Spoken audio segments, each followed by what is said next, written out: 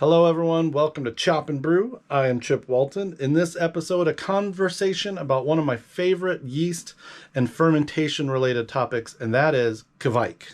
In this video, I talk with Imperial Yeast R&D manager Ryan Moore about their latest hybrid strain release, I10 Mangosteeni, which is parented by two Kveik strains.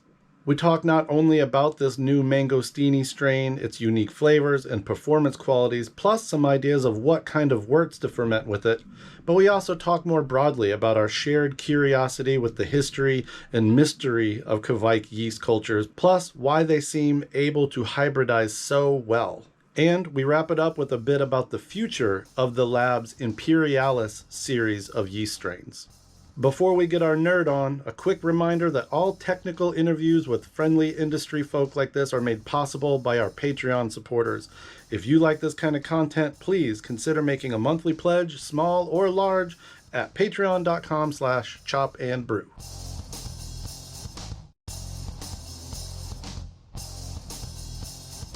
All right, everybody, I'm here with Ryan Moore, R&D manager at Imperial Yeast. You look like you are very much in the lab setting, or is that an office setting? Yeah, this is the a little office off to the side so that we don't get too interrupted here, but got all the clipboards and all the projects going on behind me here. It looks legit. It totally looks There's legit. nothing going on, nothing going on any of those. It's just for show. Ryan has joined me to tell us all about Imperial Yeast's second release in the Imperialis series. Second release is I10 Mangosteeni. Ryan, I'm looking really forward to hearing about it. Yeah. Well, thanks for having me, Chip. Definitely excited to be here. But yeah, this is the second release in the Imperialis program. I'm sure your viewers can find an earlier video that you did about I-22 Capri. So I-10, like I-22, is a hybrid. So it's a cross of two different strains. And where I-22 was the Voss Kveik strain, A43 in our bank, and A38 Juice or London 3, this is a cross between two different Kveik strains, I10 is. So again, the Voss strain is in there, and then the other parent strain we were able to pull out from a banked mixed Kveik culture that we isolated a single strain out of. Two Kveiks. Is it as easy as asking if that other parental Kveik is a culture we all know through the Kveik registry, or is it one of your blends, or? Yeah, so unfortunately, I don't have a ton of background information on that. It's been in the bank for a long time, so it's nothing that I'm aware of that's in the registry. And historically, a lot of these Kveiks are mixed cultures with different strains in there, and that's kind of a function of what happens out there in the field at the farmhouses. But sometimes when we bank them in the lab, we're pulling a single strain and isolating a single strain out of that. So that's kind of as much information as I have on the background of that other one. It's nothing that we've released to this point, though. Okay, so it's a child of two Kveiks. Run down just real quick the vital stats, and then I wanted to kind of talk about some of the notes that you sent me in advance about your data points from your own brewing and some of what other pro brewers have had. The taste notes specifically sound delicious. Yeah. That's one of the things that I think really make it stand out. But like a lot of the Kveik strains, it performs well higher in the temperature range. So I think anywhere from the mid 70s all the way up to 90 degrees or so, you're going to get pretty nice characteristics off of it. It's pretty high on the attenuation scale. I think, mid to upper 70s, and I've even seen some data from the field that suggests it can go up into the 80s as well. So I would expect a pretty high attenuator. What I found in my personal use was it doesn't totally rip through your beer in a couple of days like some of the other Kveik strains do. So I would definitely make sure if I was brewing with it to be checking my gravities. And it is really fermenting on more of a typical like 5 to 7 day timeline, whereas one of its parent strains, Loki, I feel like I've had that finish in 24, 36 hours before. So yeah, just pay attention to that rate of fermentation and make sure that it is is done. And then, yeah, medium to medium high flocculation. In the beer that I made, I found it to be quite flocculent. So yeah, I would say that's probably the basics for those vital stats. Does that make sense? Yeah, and then the flavor, uh, tropical fruit, which we'll talk about the love-hate relationship with that descriptor, but Absolutely. specifically strawberry, lychee, white peach, and then these lower notes of what I think people really mean when they kind of default to tropical fruit, that mango and guava. So kind of tell me a little bit how that's different from, the tropical bombs that we're kind of so used to getting here recently.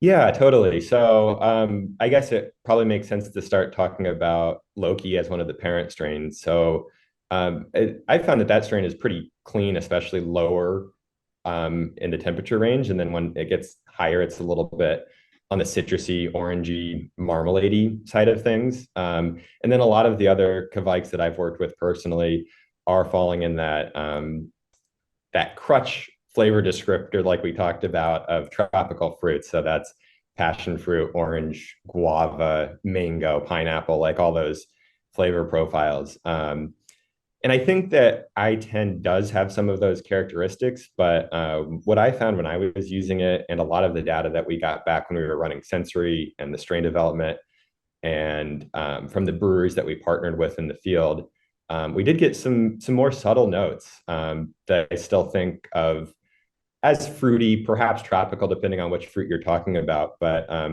some nice strawberry notes, lychee, which is kind of a delicate note in my opinion. Things like that come a little bit more to the forefront and then are supported by a little bit of mango. So for me, that presents a unique flavor profile for people to work with here. I think the other super important thing to mention about this is so when I fermented my most recent homebrew batch with this, I did one pitch in the mid 70s. I would say probably 72, 73 fermentation temperature, and then one that I wrapped up and brought all the way up to 90 degrees.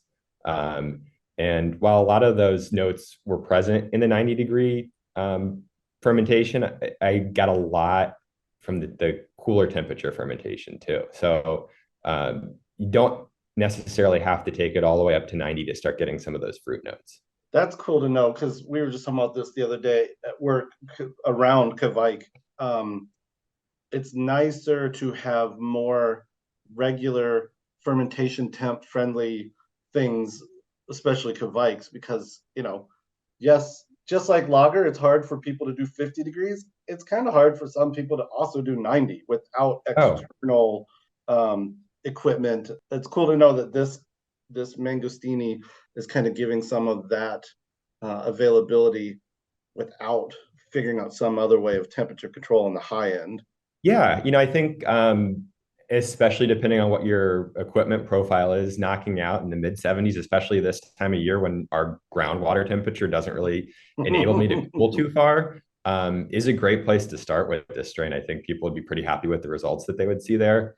And to your other point, yeah, 90, 95, 100, like that's pretty hard to achieve. I don't really know how many heat wraps you can throw in there, but it's hard to bring the thermal mass of a 5-gallon carboy up that high. So if you're not knocking out at that temperature, just pausing on your chilling in the mid 90s, it's really not going to want to stay up there.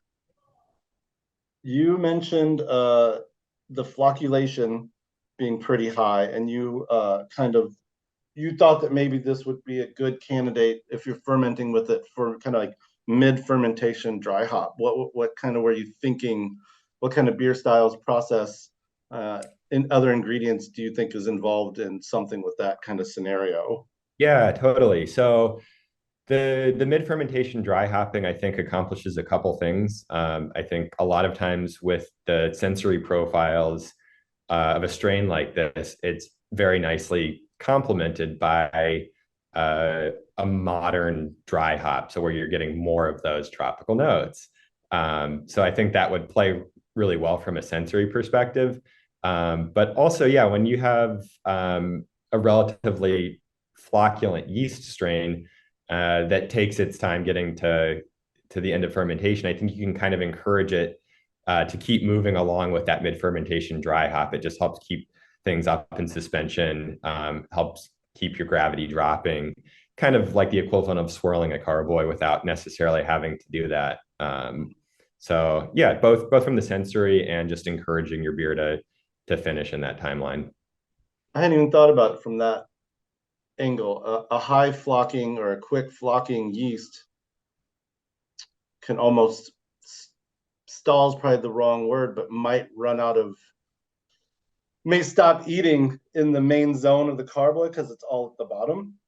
Totally. That seems to be what I've seen sometimes. And yeah, this one will work its way through in about a week, like we were talking about before. But I think both from getting a little bit more of that complementary flavor profile in there, but also just encouraging it to eat through those last couple degrees Plato, in that time frame, it would be a good idea. So yeah, if I'm thinking about dry hopping, probably no surprise that we're going to be talking about IPA. I'm personally a West Coast guy. I used to live in Southern California, kind of got my start down there with a lot of the San Diego style West Coast, which has still got a spot near and dear to my heart.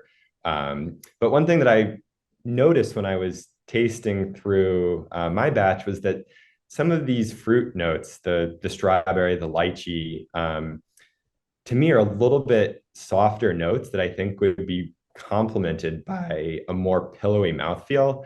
So whereas I had a pretty classic West Coast recipe for the first go around, it made me inclined to go back and experiment with getting, maybe some adjuncts in there, getting some oats, trying to build up a really soft mouthfeel and a more hazy New England style IPA. I just think that the character of the mouthfeel and the sensory notes would play really well together. So that's probably what I would explore next personally. But you also said that you default to Belgian saison and Belgian beer kind of as a personal rule.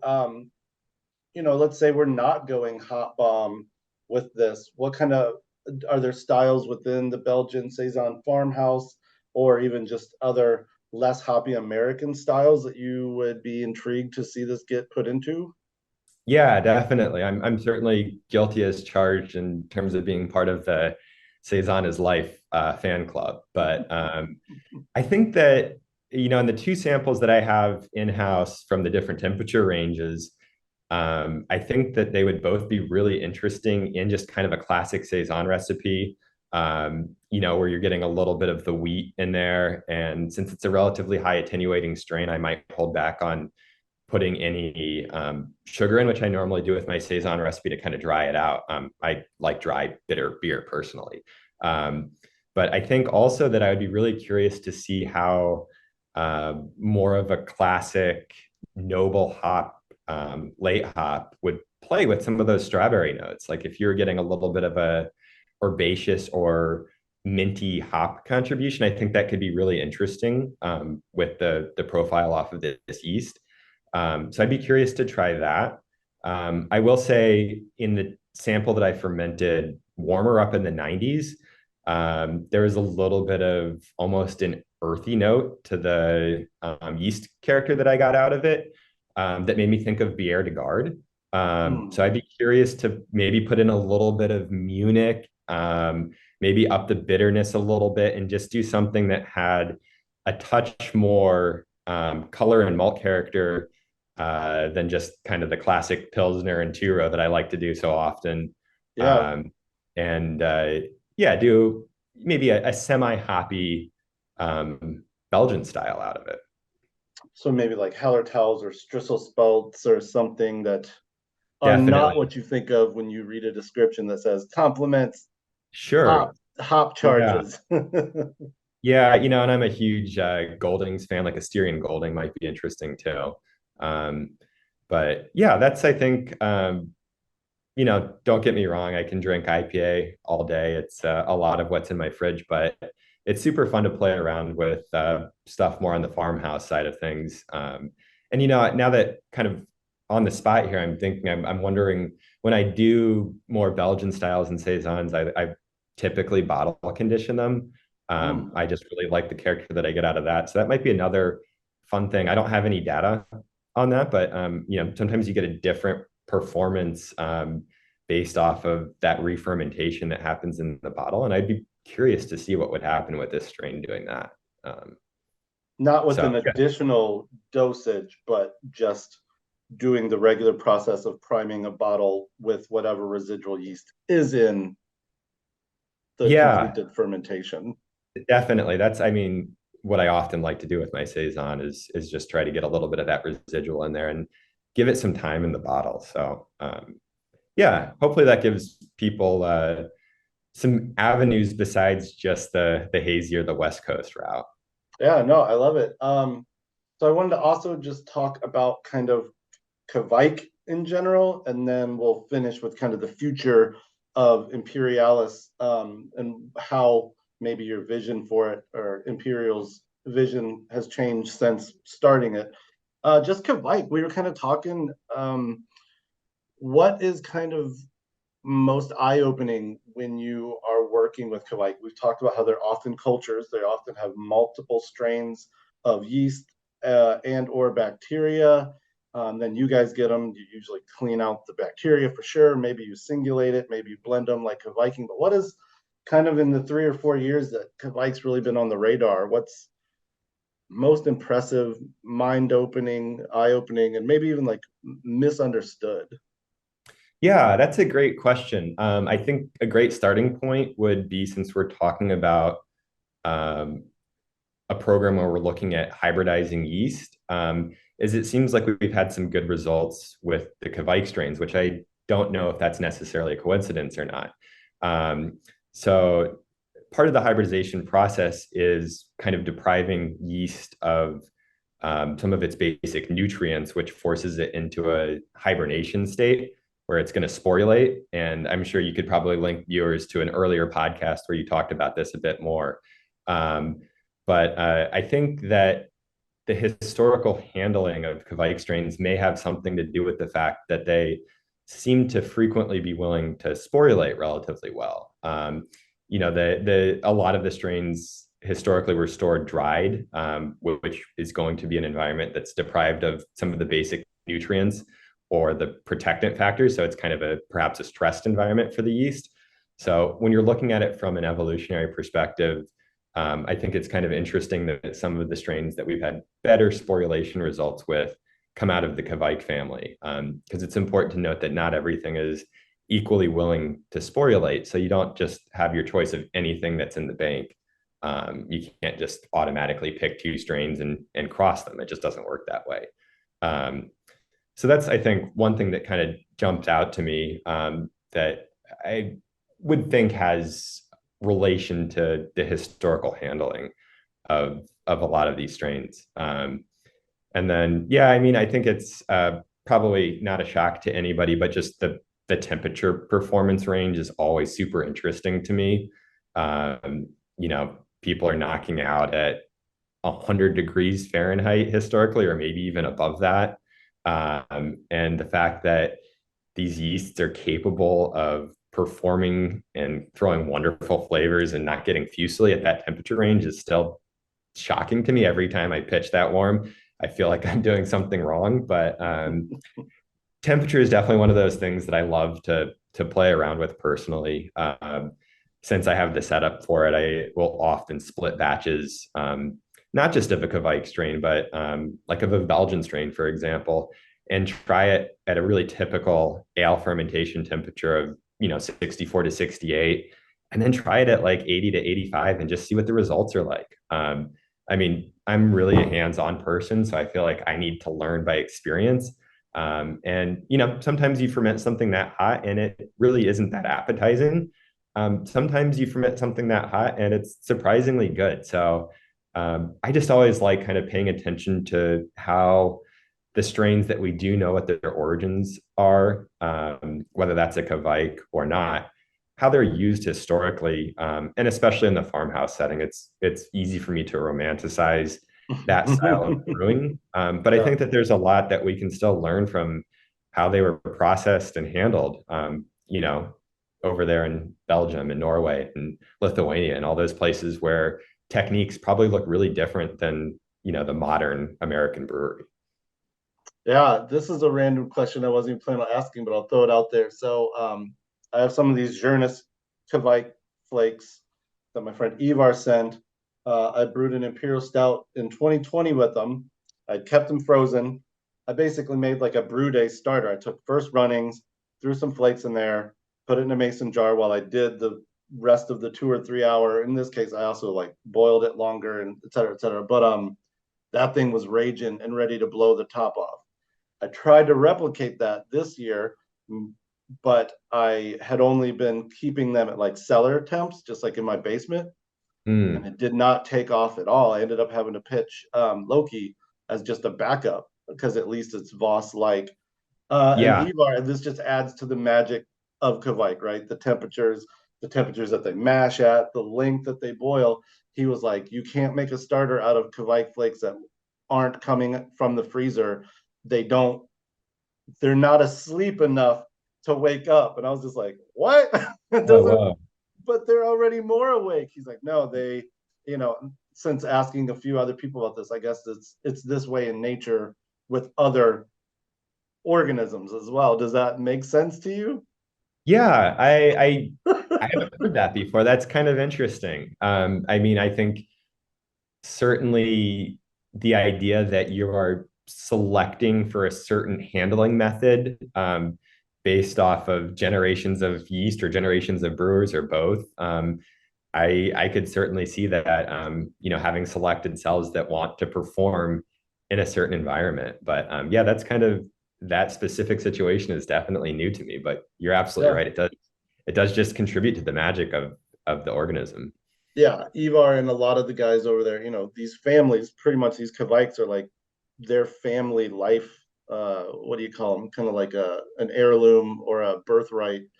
And they will, we get it over here and we throw it in IPAs all the time. But Yeah. the way that they really discuss Kveik there often is that the recipe, the ratio of grist, the maybe the hops or not, the raw versus the boil, the smoked malt versus the not, like they will kind of go to the mat to argue that a Kveik really wants a very specific wort from these generations of brewers on this one piece of land, and that to me adds a lot of just mystique to it. Whereas you can sure it'll ferment anything, but what it's looking for in Yeah. Ivar's case and around Voss is like things that are mashed like at 160 for hours and then boiled for like 6 hours, and it's getting these super rich unbreakable sugars and yet still gets in there and breaks them. It's all really cool. Yeah, yeah. I mean, that just makes me think of it's just hyper local at that point. Like you have something that's suited to a very specific environment, and I think that's why it's so cool that there is the information that is out there now in terms of the registry, in terms of the way that different strains perform and what their historical origin is. Yeah, just because that was kind of a natural isolation and evolution process over time as different farms or different individuals brewed with them for generations. And kind of to one of your earlier points, it seems like that method of handling has led many of these to be mixed yeast cultures or mixed yeast and bacteria cultures. And as the tradition is kind of, maybe you're more of an expert in this than I am, but adapted to more modern times, introduction of perhaps another strain from a different farm or Mm. that sort of thing. So I'm no expert. I'm just always interested, and it's just to me it's been very cool. I met up with this guy Ivar maybe 2016, and he just really started telling me stuff. He sends me links every day. He's like big on research and translating, brew research that he finds from centuries ago. And yeah, I don't brew with it nearly as much as I would like, but for a while there, it was like the sole thing that I was fermenting with, to the point where people around me are like, "Can you stop talking about Kveik for a little while?" Yeah, So I think the history of brewing in general is really important, right? Like we have to know what our place is currently based off of where the industry, where the yeast, the processes have come from. So it's just kind of, um, I guess, an important way to pay tribute to the long history of this hobby, of this career that we all love so much. yeah, I kind the piggyback of that is like it'd be cool to see some of these other indigenous yeasts get the love globally that Kveik has gotten, but I got to start somewhere.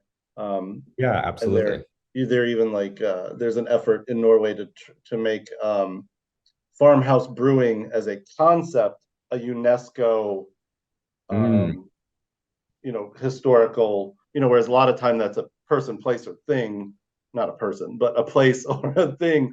In this case, right. it's the concept of farmhouse brewing. They're trying to get it kind of made a basically a global heritage artifact, Yeah. which is awesome. Yeah. Yeah. That is really neat. So lastly, we're two releases deep in Imperialis, where and you're kind of new into this position as well. So where do you kind of see the series going? What kind of stuff is on y'all's radar to play with, maybe beyond this idea of hybrid, the sporulating and breeding? Yeah. Um, so definitely what we're looking to do with the program is to bring yeasts that have kind of novel characteristics to the market. And I think there's a couple ways that we go about looking at that. It could be a performance thing.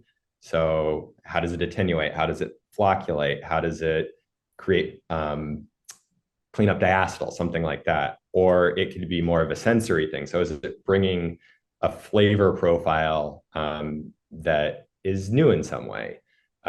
So what we've explored to this point have been hybrids, like you mentioned. So we're looking at combining two parent strains in a way that creates an offspring that has attributes that neither one of those parents individually have.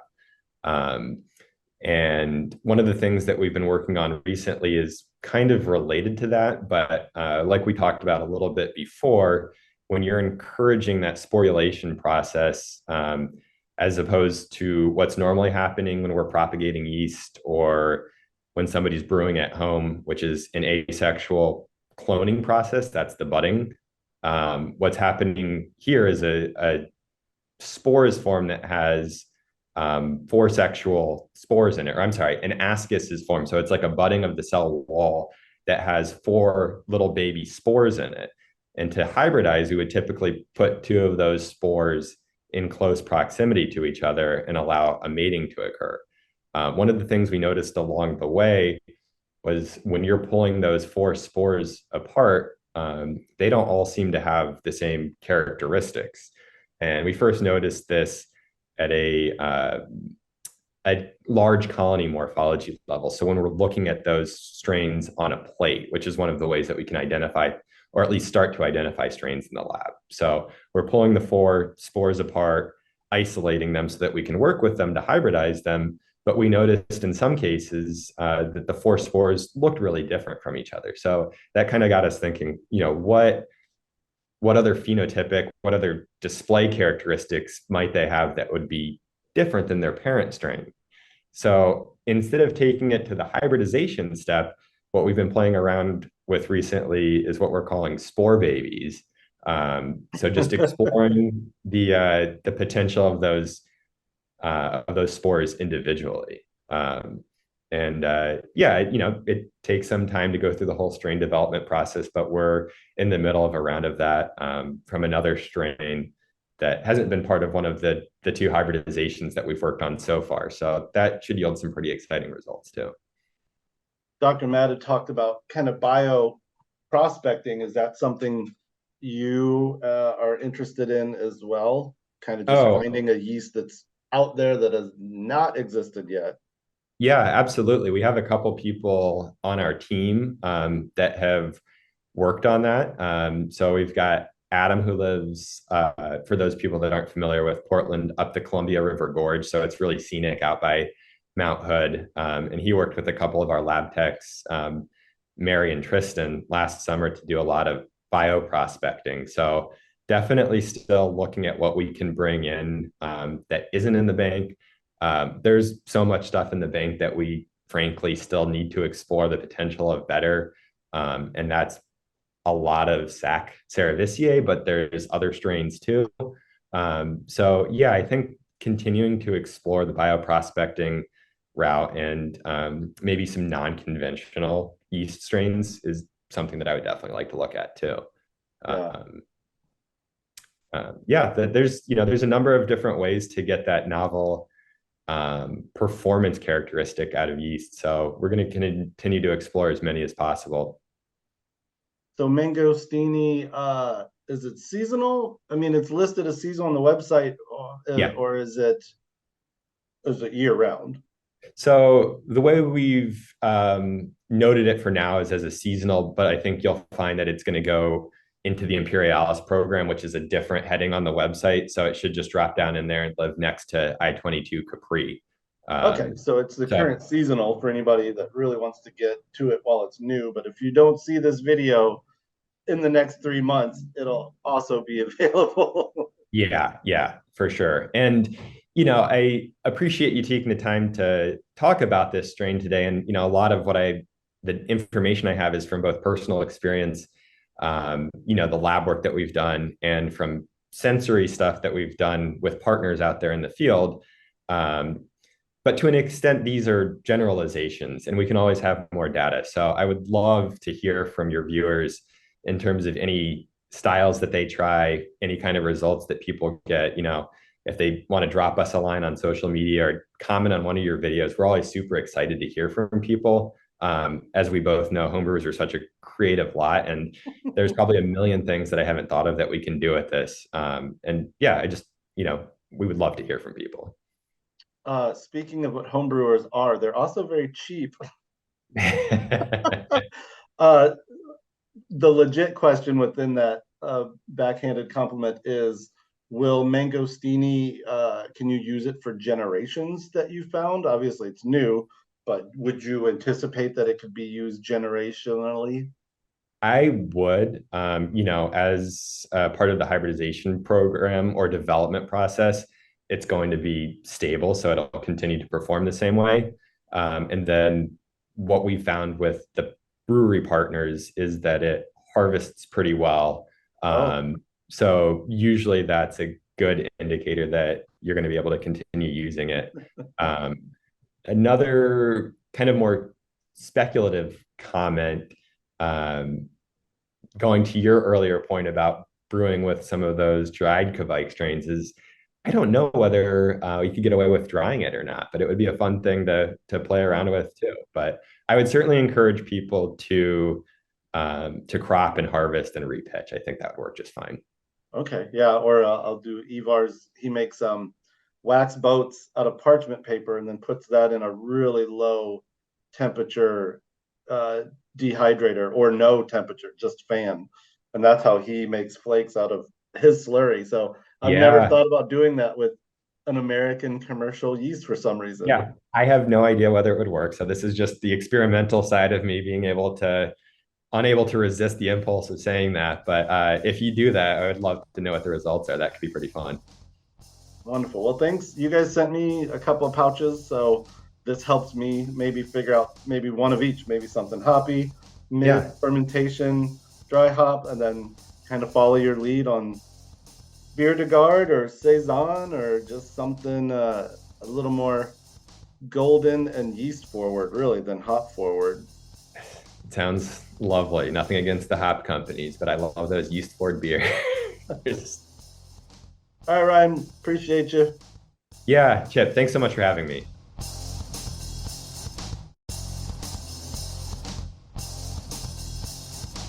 What's going on, everybody? Welcome to Chop and Brew. I am Chip Walton. In this episode, a conversation about one of my favorite yeast or fermentation related topics.